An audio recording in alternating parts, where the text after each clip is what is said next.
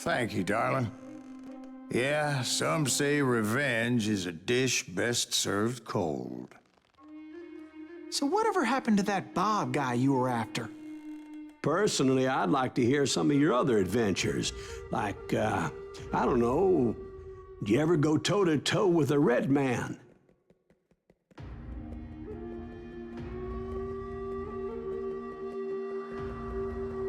Yes, I did, Ben. I remember once I was after this renegade Apache, Grey Wolf. Strangely enough, revenge was also his primary motivation.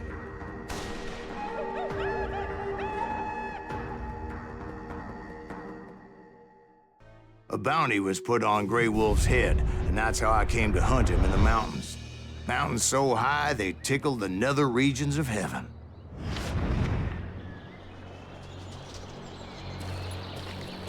Grey Wolf was a Chiricahua Apache medicine man who had led a war party in revenge for a massacre against his people. The U.S. Army had attacked his tribe during his daughter's sacred sunrise ceremony, and the slaughter was unspeakable. I understood his anger, as there's nothing more traumatic than seeing those you love die in a cruel and painful death. Right from the beginning, I couldn't shake the feeling that Grey Wolf was watching my every move. He led a band of young Apache warriors who wanted retribution and were more than willing to die for him.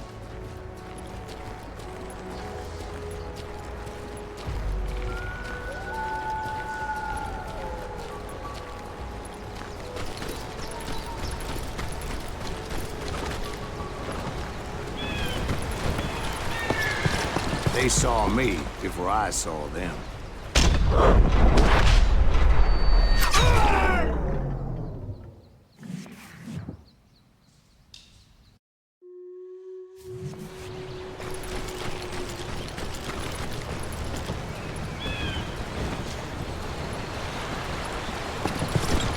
They saw me before I saw them.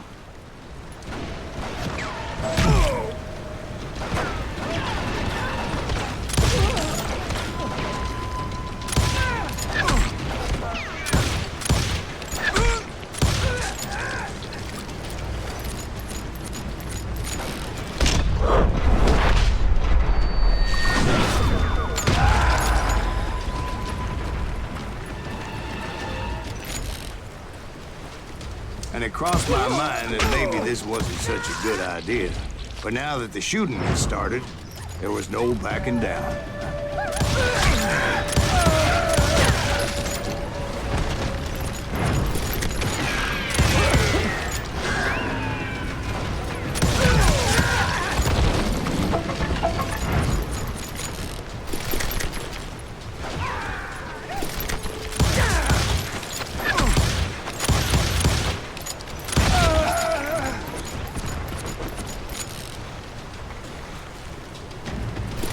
It was rugged country, the winter home of the Chiricahuas, and that's why they had retreated there.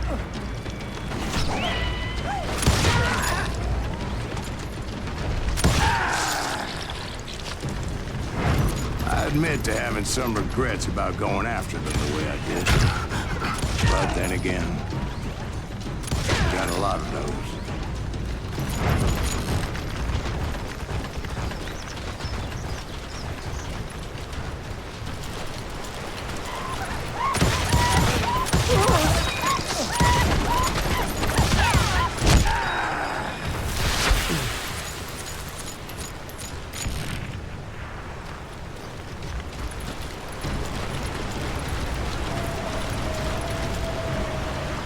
Did you find Grey Wolf?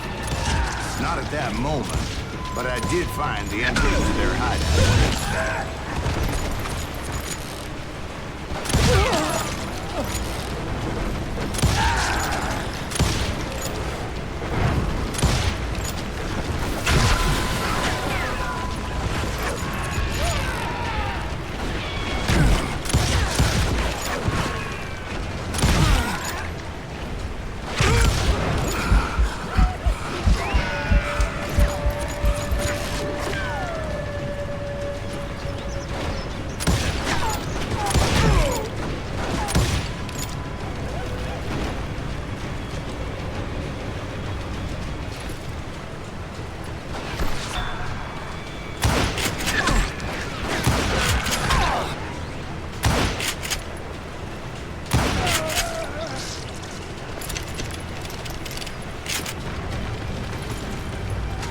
crevice that led to a deeper cave. Don't tell me you've been there.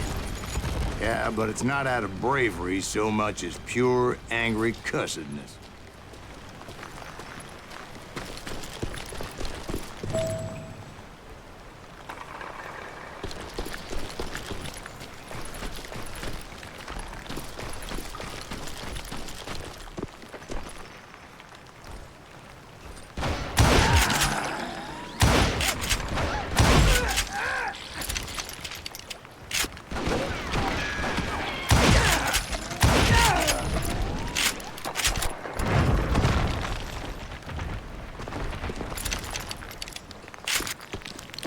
See, back then, I had a stubborn streak a mile wide, and I wasn't about to back down.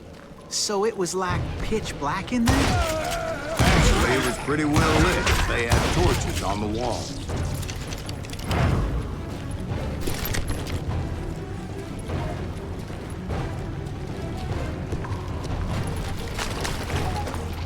How big was his cave? Big as hell, Ben. Chiricahua had hid out there during the Indian War.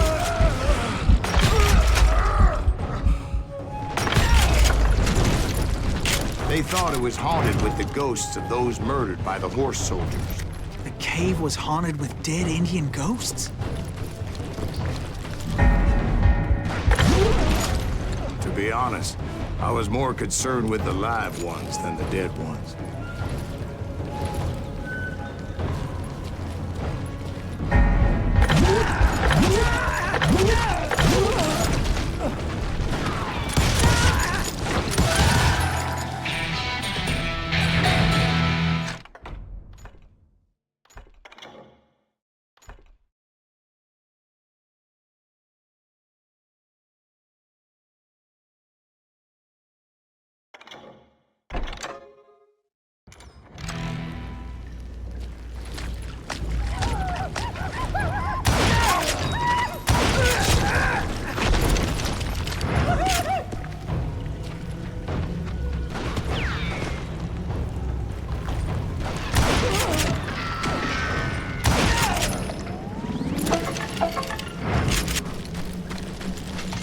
How come you know so much about engines? A few years back, I was married to two Mescalero women. At the same time? Yeah, they were sisters. Polygyny is traditional among the Mescalero. So what happened? Oh, I had to get out of there. Those girls never shut up. Both of them nagging at me all the time. Drove me half crazy. Haven't seen them since. No, I mean, what happened with Grey Wolf? Oh, well, I pursued him into the Cave of Death.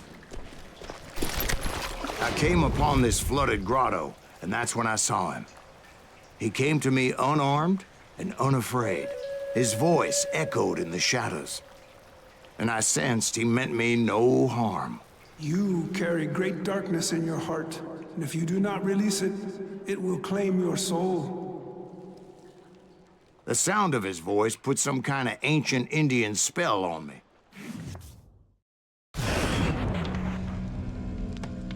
As his story unfolded in my mind. You will come to this place again and kill many more men, and the darkness will grow until it consumes everything that you are. The soul would have no rainbow. He said I was a great warrior, a coyote man, unequaled by any other pale-faced warrior, or something like that. Snakes will bite shadows of your past until a venom poisons your heart, and an echo of the song of the dead summons the spirits deep from within the mountains. I didn't quite get what he was saying, but there was definitely snakes. And indeed, his warriors surrounded me and attacked me like hungry wolverines. They couldn't stop me, though, and Grey Wolf wasn't in the mood for idle talk.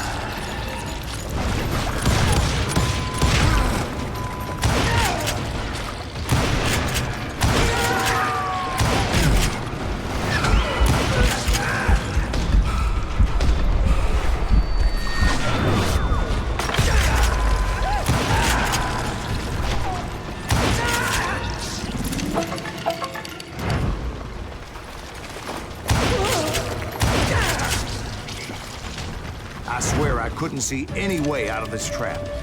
But suddenly, one just appeared, kind of like a miracle.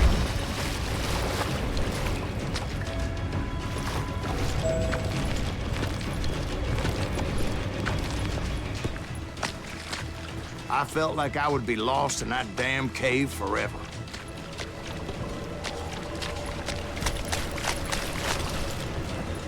Finally, I found myself back outside, perched on the edge of a precipice, overlooking a thundering whitewater river. To get where I was going required several leaps of faith, but no way in hell I was turning back.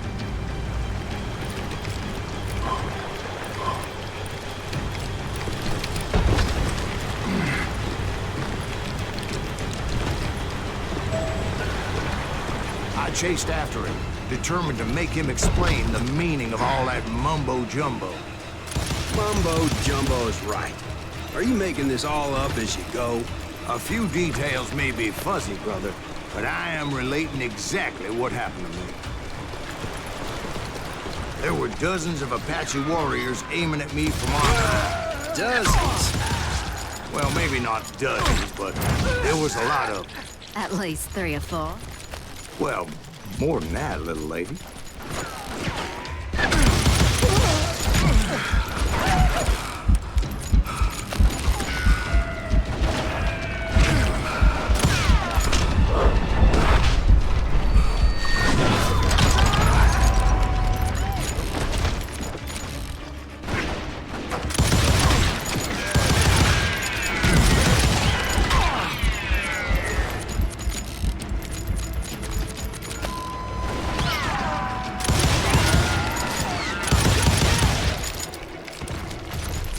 Steep climb up creek ahead of me and scrambled up those rocks like a mountain goat.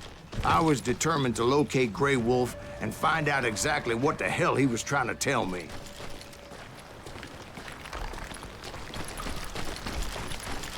And wouldn't you know it, that crafty son of a bitch led me right into it. Well, son, there had to be at least 100 Apaches around me. 100? God be my witness. Oh, come on. Who are you kidding? Hey, I believe you. Come on, tell us how it ended. All right, but I'm not gonna drag this out. Where were we? You were surrounded by 100 Apache warriors. Well, I didn't take the time to count them exactly, but there were a lot of them.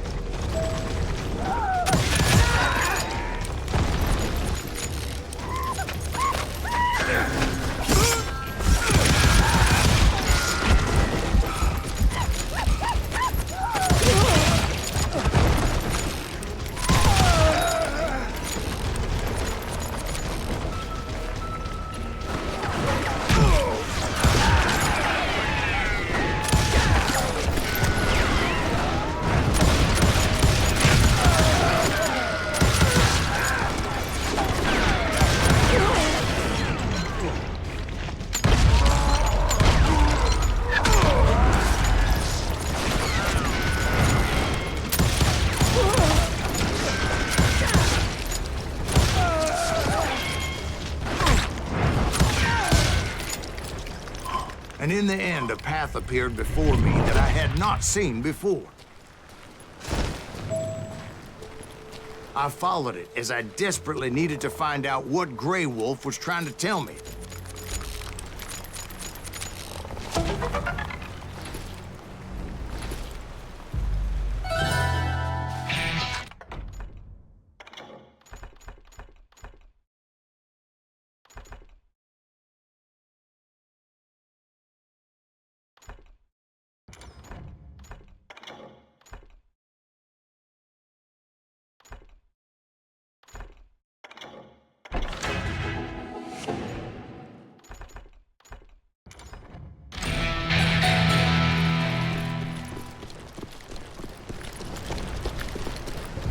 But it was like that son of a bitch disappeared into thin air.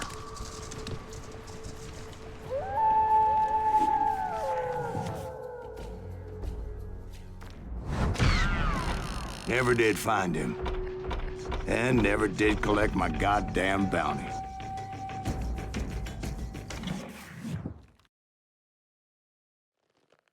Thank you, darling. It's interesting how the truth can sometimes seem might malleable, depending upon your point of view. Like how those dime novels make you out to be something you're not? Jack, don't be starting trouble. No, he's right. They do tend to exaggerate.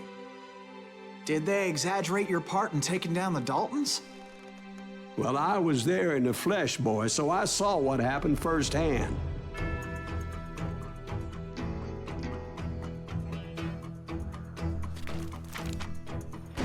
Those Daltons were lawmen once, before they all went bad, robbing banks and trains clear across the territory.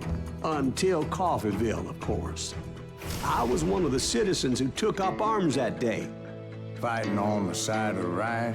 I did my best, sir. We all did. It was early morning. One of my friends was a local gunsmith, and he handed out firearms to anybody who'd take one. You see, the dogs got it in their heads to rob two banks at the same time. Two banks on the same damn street. Story was Bob Dalton's girl was always riding him about how he had no ambition. Or you're nobody next to Jesse James, you'd say. Finally, the bastard took his brothers to Coffeeville just to shut her up. Right. It's always the woman's fault. Well, the locals recognized the Daltons right off. Before they could get away, half the town took up arms to defend their property.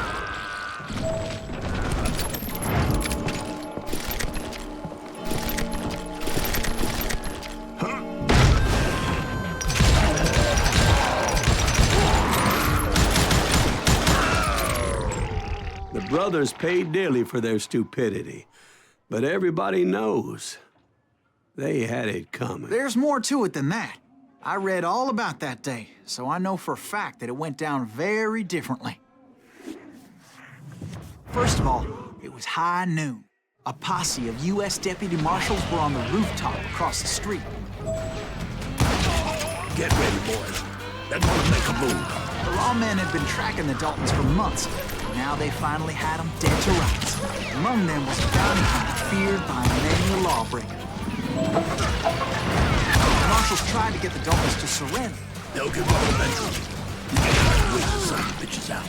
This bounty hunter knew that the brothers were far too proud to ever lay down their guns.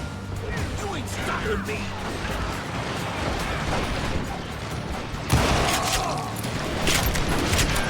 He went in there alone to confront those criminals. One of the marshals shouted, "Where are you going? Are you crazy?" Hey, where do you think you're going, dumbass? That rifle's mine. But he paid him no mind. He saw a way to get around to the back of the bank. Then he figured out how to hit the Daltons from a direction they weren't expecting. A moment later, he was climbing up a steep ladder, laughing at danger as he did.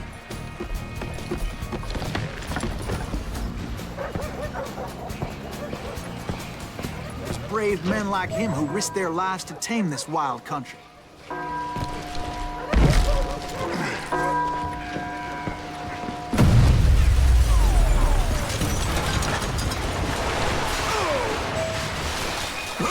We've got company.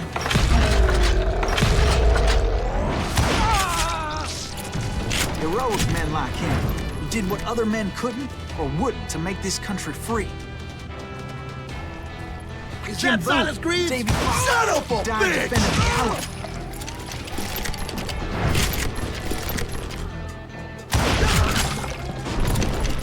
Can't hide forever!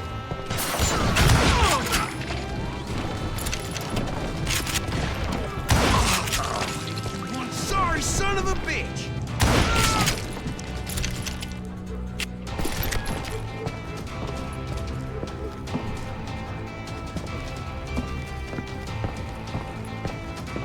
Over there!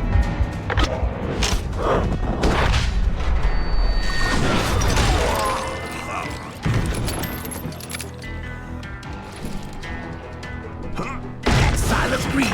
What the hell? Blaine! Blaine! He came away victorious, taking down those thieving Daltons.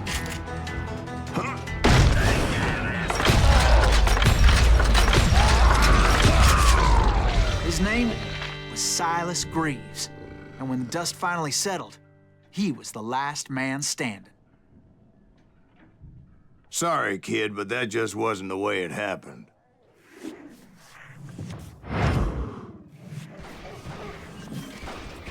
It was early evening, not high noon.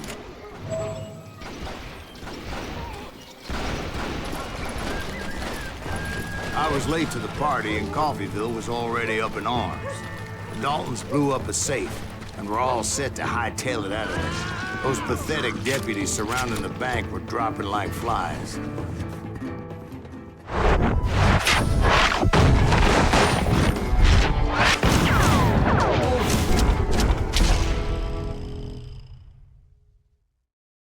I had been tracking those jokers for months, waiting for them to do something reckless.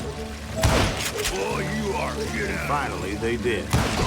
Those stupid bastards decided to rob 2 banks at the same time in the same town where everybody knew them. But they still had friends in Coffeyville.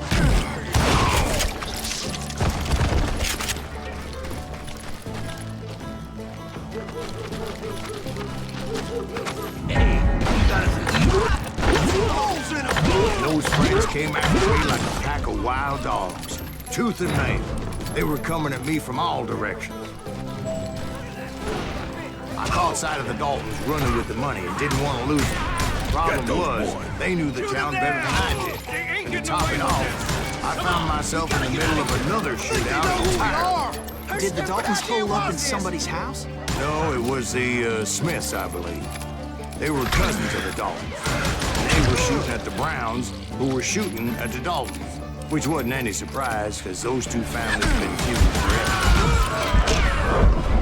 And since the Joneses are related to the Browns, they shot at the Smiths, pissing off the Heimhoffers, whose daughter recently married a Smith. Well, bullets were flying every which way as all the old feuds in Kansas caught fire all at once. There was a hell of a lot of pissed off people in Coffeyville that day. But that's just the way life is sometimes. Shit happens.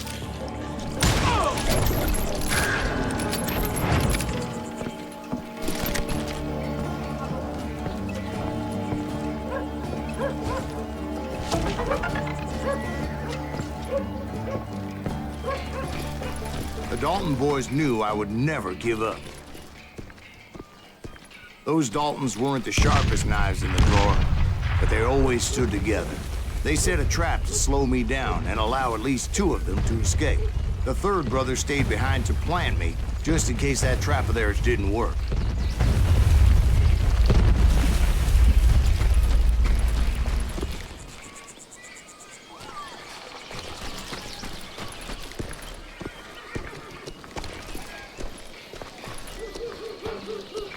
It was Emmett, the youngest, and he decided to stand his ground and face me down. I ain't afraid of you, Silas Greaves. This is where it ends for you. He was determined to protect his brothers. I understood how he felt. Taking me on all by his lonesome wasn't exactly a recipe for a long life. You ain't getting by me, Greaves.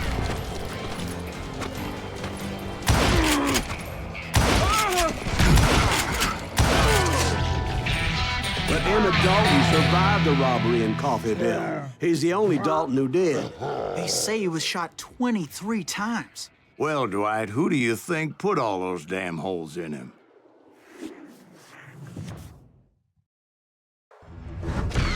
But I have to admit, that boy had grit.